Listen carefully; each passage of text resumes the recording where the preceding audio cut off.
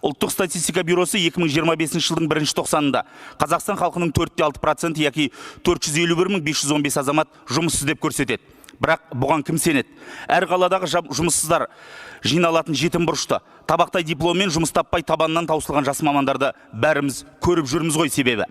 Менің қолымда мінекей ресми дерек бар, құрметті әріптестер. Мұнда 16 мамырда басылған ресми деректе Қазақстан халқының саны 20.461.486 адам деп көрсетілген. Соның 11.496.000-ы еңбекке қабілетті деп жазылған, яки олар жұмыс істеуі қажет.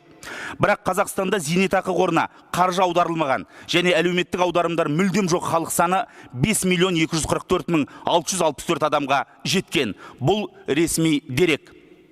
Ендеше Қазақстанда 11,5 миллион адам еңбекке қабілетті болса, соның 5,2 миллионда әлеуметтік аударым мүлдем жоқ болса, демек азаматтарымыздың тең жартысы жұмыссыз демеске амал бар ма?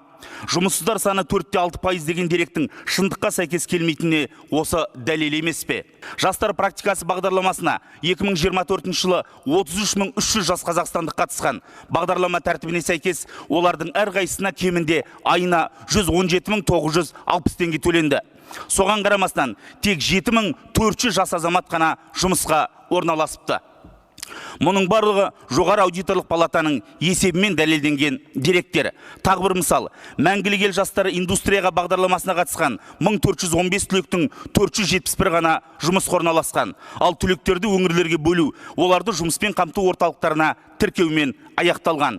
Ендеше біз осындай жасанды деректермен кімді алдап жүрміз деген сұрақ туады.